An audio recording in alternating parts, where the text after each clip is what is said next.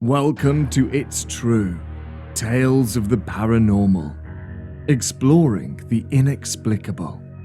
Most encounters with the odd are quite explainable. An overwhelming number, 80 to 90% in fact, will find very logical explanation. Our focus is on that 10 to 20% that do not. It's time to give a voice to real encounters and share genuine experiences of the paranormal. And now, it's true.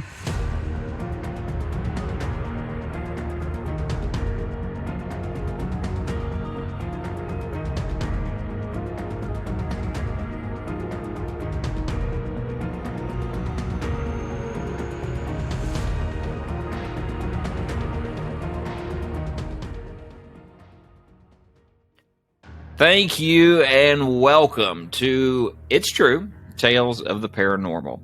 It's known as the most haunted place in the United States, and possibly one of the most haunted places in the world. It's Waverly Hills Sanatorium. Quick history: Waverly Hills was built in 1910 in Louisville, Kentucky, to serve as a hospital for tuberculosis patients. It opened with the ability to treat 40, 50 patients, expanded in 1914 to treat 130, expanded again in 26 to treat more than 400, but closed in 1961 after an antibiotic drastically lowered cases. There just wasn't a strong need. But it reopened in 1962 as Woodhaven Geriatric Center and was closed by the state 20 years later, 1982, over reports of patient neglect. Rumored that more than 63,000 people have died at Waverly Hills, but around 11,000 can be confirmed. Now, that's still a very large number when you're considering that we're talking about just a span of 50 years or so. All types of hauntings reported. You've got residual hauntings, intelligent spirits that interact with objects. A very active room 502, where a nurse committed suicide. Reports of a hanging apparition and sightings in that room. So plenty to explore. And today we're going to explore it with two individuals who have had plenty of up-close and personal experiences at Waverly Hills. And they've got plenty to share when we come back.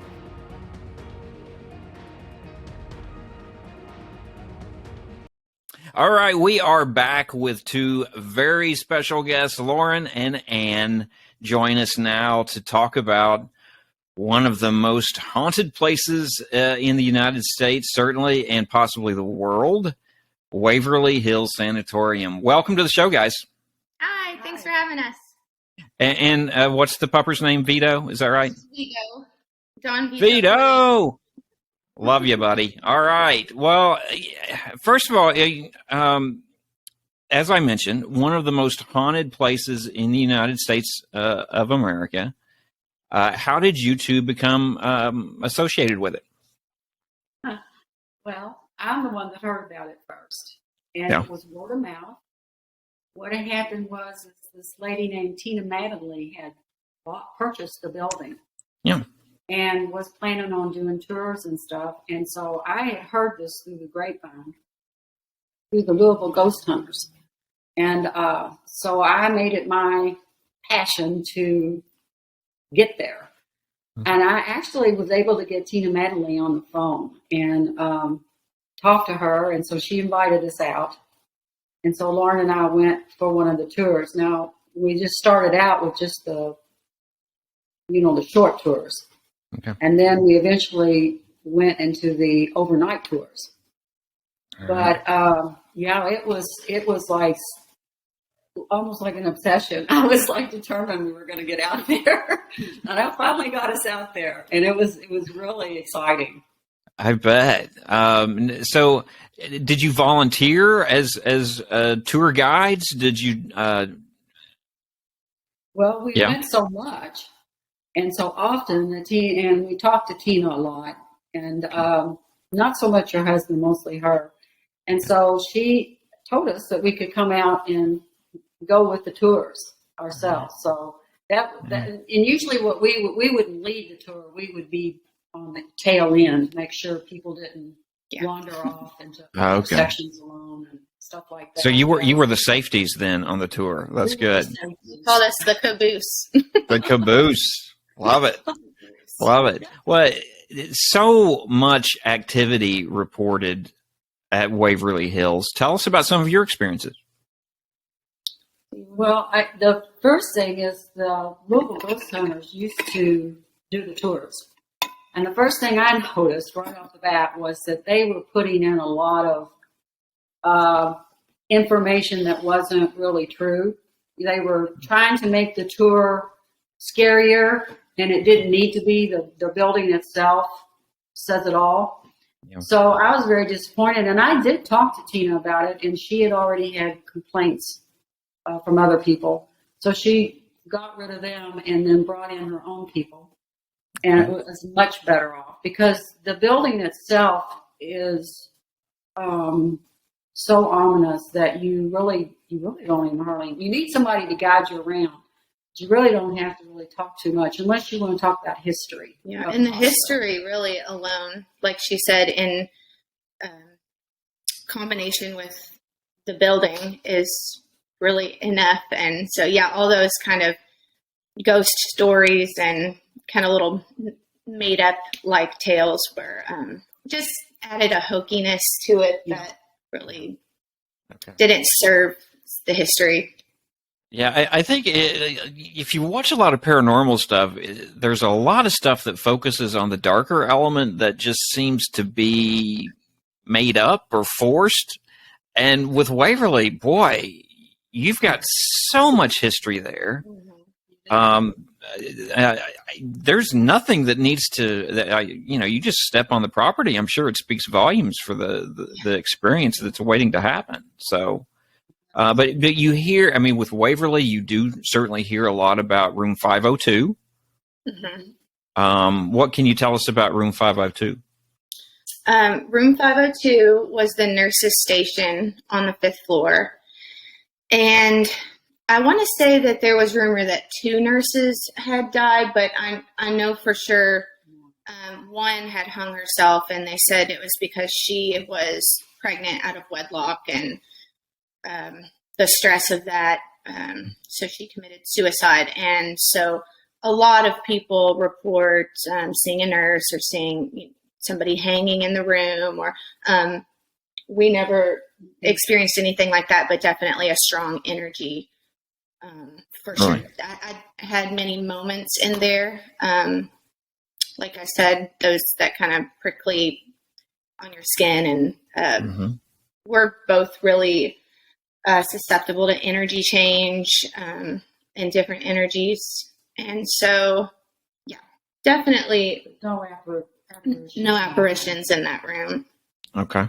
So, disappointed us because it had been built up so much. yeah. But actually, it was probably one of the least areas that in the hospital that we just didn't get anything. Yeah. Wow. Now, there's also talk of Timmy. Who was referred to as Timmy, and the ball and pushing the ball. Have you had any experiences along those lines? That was fun. They roll the ball and Tim would roll it back to you. Yeah. I saw it. Wow. Wow. Yeah. Goodness. Yeah. That was fun. Yeah. Wow. And that's happened multiple times. What is the energy like when you experience that? I mean, do you sense that surge of energy, that heavy energy when that happens?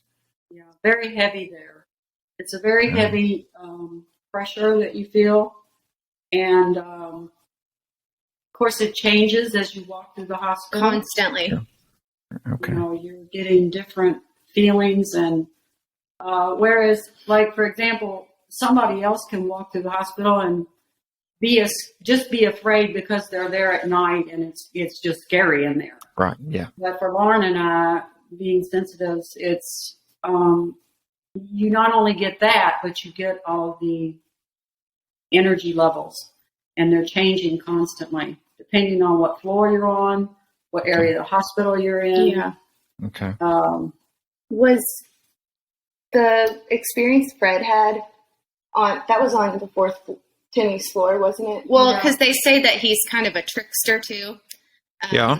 the little boy. And so her boyfriend at the time, well, you tell that story so well. Well, this is really cute. They have a rule out there that you're not supposed to try to intentionally scare somebody. Okay. And the gentleman that I was dating took it upon himself to scare Lauren. And he hid behind a door, and then when she came by, he jumped out. Well, what happened after that is we all got separated. And he ended up getting into an area of the hospital that he couldn't find his way out. And he got so desperate that he actually went over to the open window. They don't have windows at the time. It was just open space where there should be windows. And he was looking out and was yelling at people down on the ground to help him. And Lauren and I were, of course, when we found all this out, we were just dying laughing because we knew that the biggest trick had been pulled on him. But they finally found him, but it took them a while to locate him. He's claimed, though, that he was he never changed floors. And I mean, we all found it really hard to believe that we never would have heard him yelling for somebody because he, like you said, it was quite a while before he could find someone. He just got turned around. But we had a good time with that because we said, well, Timmy was getting you back for trying to prank us. Karma Yeah. combined with Timmy really served you well there, didn't it? Yeah, but you could see he was very shaken by it. Yeah. Yeah. Well, and I'm sure that would be easy to get scared, help or not, in that environment. Now, one other area that is discussed a lot is the death tunnel, the body chute. Any activity there that you've experienced? That one, my sister was in front of me going down, and she turned around and said to me, "What do you want?" And I said, "What do you mean?" And she said, "Well, you just shook my shoulder." I said, "No, I didn't shake your shoulder." And I mean, she just turned white. It scared her to death. Yeah. Wow. Well, and nothing was seen. There was no apparition. Okay. I'm saying that right. But definitely. We've had more contact Inside the building than we did in the death tunnel. She was the only one that actually got a physical touch by something on there. Okay. The rest of us got touches inside the hospital. They would either blow on your neck. Yeah, that was a lot. Or put their hand on your shoulder. Wow. Touch your hand. There was one time when we were caboosing, and I was caboosing this particular tour by myself, and we were about to change floors. So when you change a floor, you have to wait. I had to wait for them to get up at least one flight so that I could kind of check the area by myself and make sure that nobody had stayed behind. And I was about to come into the stairwell, and it was just, I'll never forget how strong it was, but it was like somebody just brushed my whole body right past me. Wow. And I mean, I didn't get knocked or anything like that, but it was really clearly the sensation of somebody like strongly brushing against me. And just a distinct movement there. Wow. So do you notice temperature drops in those situations? Do you notice a heavy energy when you have those experiences? What? Definitely heavy energy. We had many times when we would walk in certain areas of the hospital and temperature would be significantly different. We had one gentleman that was with us on one particular night that had a temperature gun with him. And we went in one room and he would move it left side to the right side of the room, and it was like 30 degrees or something. I mean, it was like very significantly, couldn't have been a breeze or anything like that. It was a significant temperature drop that showed on the gauge. Yeah. Wow. Interesting. Now, have you experienced or seen an apparition yourselves there? I know that you've had a lot of experiences. You have. Yes, for sure. Right. Okay. For sure. They used to call them shadow people. Okay. So you would see these shadows in human form, at different times in different areas, just Walking around. walking. We did this one thing where Tina, I guess that was Tina, that somebody affiliated with the tours told us to bring laser pointers. So there were some nights we would try with these laser pointers, and one night particular, I mean, we were freaking out. I was shining it. It was probably 25 feet away or something like that down this hallway, where it had hit two closed double doors. The laser pointer was on that door, and I just left it. There were probably 3 or 4 of us standing there, and it was like a minute later, that end of the laser pointer, at least halfway closer to us, 50% closer at least, the end of that light comes up. And I mean, we were just freaking out. Because they can block a laser. Wow. Which is, So that how, I don't know, but they do. I mean, I saw it, and it was, I don't know how to explain that. Yeah, unsettling, I'm sure. It was. And you didn't see anything. You just saw the laser hitting something and stopping in midair. It was unbelievable.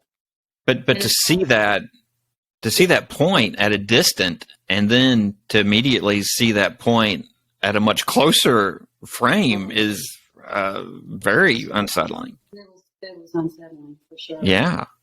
That would drive my cat nuts. She loves laser pointers, but I mean, beyond that would be very unsettling.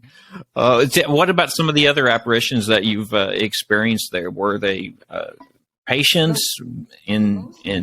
Other than the shadow people, they're the most had the most form to them.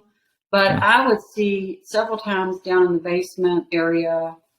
It was like a swirl or a vortex of light, and it would move around. And other people started following me because this guy, when they saw that, he was yelling for people to come over. So several people got to see that one. And that was at the bottom of the staircase down the basement, like a basement area. I guess that's what you call it. And then we would see things where things would move, like up on the roof, away from room 502. They had a swing set. Yeah, that was and the we were there children's one area. night. Never forget this one. We were there one night, standing there talking, and all of a sudden the swings just started. And it wasn't the wind, because they were going opposite of each other. And the swings started swinging. Wow. That one really scared me, because I knew it wasn't the wind, because the wind couldn't blow them this way. Right. No. Yeah. Not two opposite directions simultaneously. So Wow. That was really scary.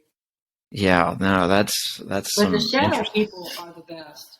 Just watching them, they look just like human form, except they're black, solid black. Okay. You know, Wow. I don't remember being able to see through them. But that was probably as time went on, though, we saw less and less. Once they really got deeper into the renovations, Really? we felt like the energy died down a lot. At least, that was our experience. That's why we stopped going, because there were so many tours, so many people going through, and they were doing a lot of putting in all the windows. They were doing things to the building, and it was almost like it's like the energy was leaving. I know that wouldn't really make sense, but that's what it was like. And so we really weren't getting any effect out there very much, so we quit going. Wow. Interesting. What are the Mattingly's plans with the structure at this point? I've heard they were going to turn the lower level into kind of a business, the upper level into a restaurant, and those plans got ditched. But what do you know that they're doing at this point? The last thing I heard is Charlie was saying, like you said, office administration on the first, and then they wanted to do a bed and breakfast and a restaurant. But I know they're still heavily doing the tours and the haunted houses to make funds for the restoration. Okay. Well, good deal. Well, I want to thank both of you for coming on and sharing those experiences. It's a fascinating place with a fascinating history.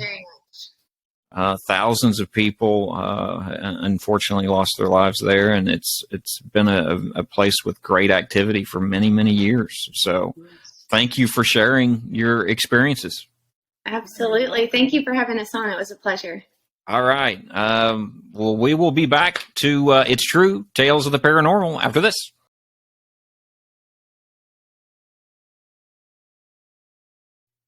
Waverly Hills Sanatorium. With plenty of first-hand encounters from both Lauren and Ann at the most haunted place in the United States. Interesting, though, from what Lauren and Ann are reporting, it might be losing some of that energy. Could be because of the renovations, as Lauren indicated. Interesting that she mentioned the windows. The Mattingly's renovations included the installation of windows in the facility. Tuberculosis was treated with a lot of open air, at least one form of treatment. So those new windows may be prompting some spirits to move on and find the light, right? So keep tabs on that. But thanks for watching, and join us next week for a new episode of It's True, Tales of the Paranormal. Thank you for listening to It's True, Tales of the Paranormal. Subscribe today to receive updates on new episodes and Tales of the Paranormal.